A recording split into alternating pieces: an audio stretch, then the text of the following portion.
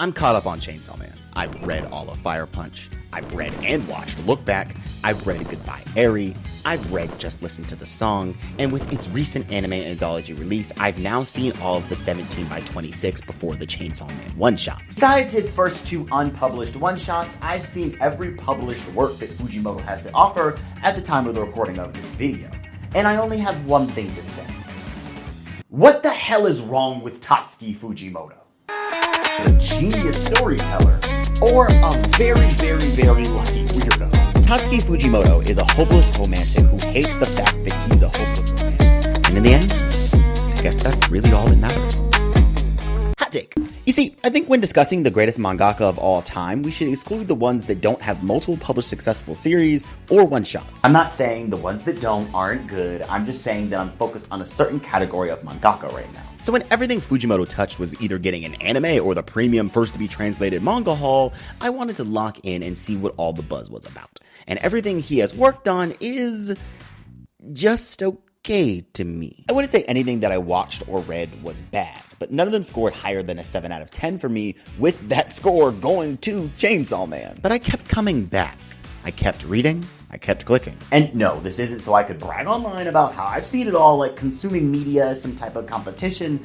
I could care less about that. If I didn't like his work, I would have dropped it ages ago. What kept me was pure curiosity. Because throughout my viewing, I couldn't tell if this man was a genius storyteller or a very, very, very lucky weirdo. But we don't have time to go through all his works. I'm not that type of video essay channel. However, if you do want longer videos, let me know. Instead, two common themes seem to be on Fujimoto's mind every time he picks up a pen. Romance/close relationships, and cannibalism.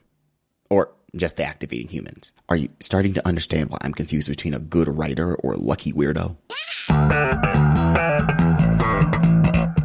Tatsuki Fujimoto is a hopeless romantic who hates the fact that he's a hopeless romantic, and I will explain no further. Well, no, that's not true. You see the length of the video. It's like with each story, this man is fighting with himself to either give in to romance or tear it down completely. Chainsaw Man is an obvious one, especially after the Reze movie. But those same themes can be found in Love is Blind, Shikaku, Mermaid Rhapsody, and even Sasaki Stopped a Bullet. The amount of times this man has started a story with the main character already in love or falling in love within the first 3 minutes is very telling. Yet these romance stories never go the way you expect. Instead of just writing a straight-up romance, Fujimoto always included something extra, something that negatively affects our protagonist's feelings. As if he's drilling into the audience that romantic love always comes at a cost. In Mermaid Rhapsody, Toshihide falls in love with Shiju, a mermaid.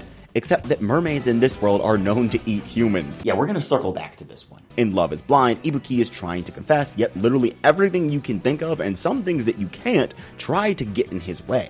In Sasaki Stopped a Bullet, he's in love with his teacher, but then a guy with a gun comes into the classroom trying to assault her. In Shikaku, she's a psychopathic assassin who falls in love with a vampire. Need I go on? Romance doesn't come easy in Fujimoto's work, but it's always there, along with a bunch of sexual innuendos. Y'all say this man is not horny, that people just need to look deeper into his themes, and I'll give you this. He's not just horny.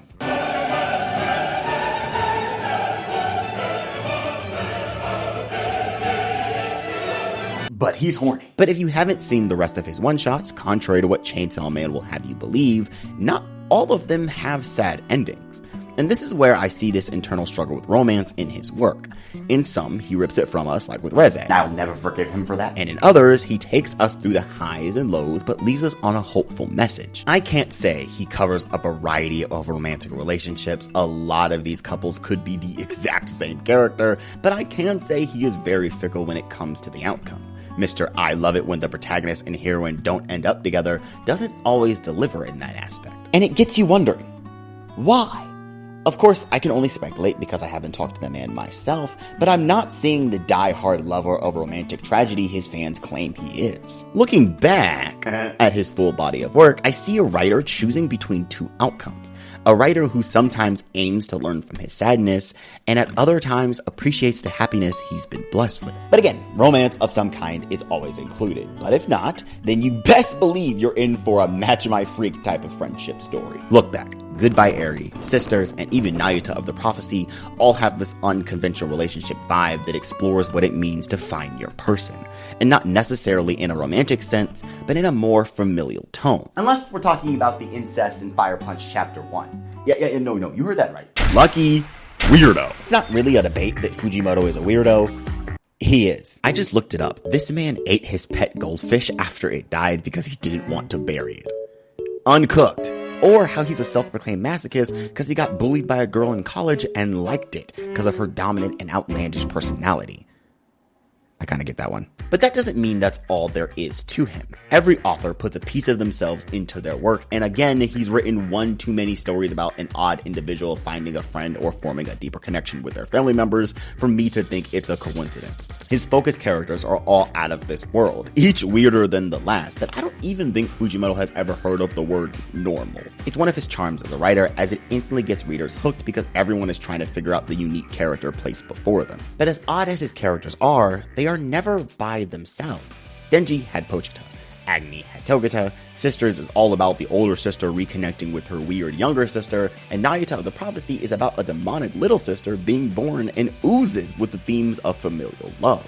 As if he's saying, no matter how out there you are, you're not alone. But Denji is missing his nuts. Togata treats Agni's post-apocalyptic struggle life as a movie, these sisters are drawing each other in the nude, and Nayuta, the demon child, only speaks in torture and eats raw animals. So yeah, still a weirdo. It may just be me, but I'm actually surprised a lot of people don't bring up this theme when talking about Fujimoto. At least from what I've seen. A lot of humans get eaten in his works.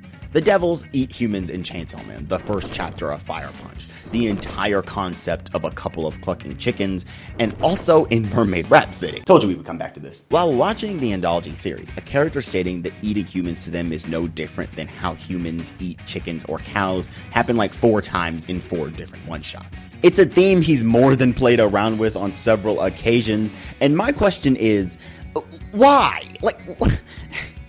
Why Fujimoto? Is Fujimoto a vegetarian trying to make a point? Well, that could be true, or it could be the exploration of the lack of humanity and how different species value different things. Or it could just be an easy way to write a reason for someone to do bad things in your story.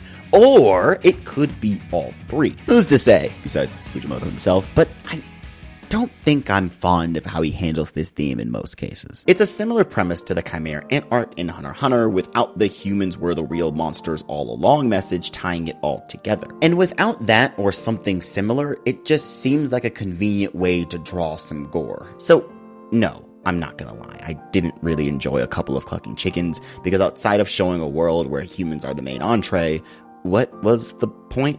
Especially with how it ended. Literally everything the characters did in the entire one-shot was rendered pointless. It just seems like a concept with no follow-through. Which, in defense of Fujimoto, it is a one-shot, but he didn't do this for Mermaid Rhapsody. There was a follow-through message of coexistence at the end of this one. That some things can overcome our worst instincts. That some things, like music, are beautiful enough to touch the hearts of all species. Outside of that, I found this element of eating humans to be mostly used for shock value, which in some cases does work, looking at you, Fire Punch Chapter 1. But overall, not really to my liking, because most of the time it has no substance. Bad Monster is just eating humans because that's what Bad Monster does, and horror without substance isn't really effective in my book. And the reason I'm bringing this up is that, again, he's written it one too many times for me to think it's a coincidence. I'd be lying if I said I completely understood why this was a common theme in his works, but if I had to answer that question, I say it seems to me that eating humans was the worst thing he could think of at times because he himself has a fear of being eaten. It's not uncommon for authors to express their own fears through their work. After all, at the end of the day, art is an expression.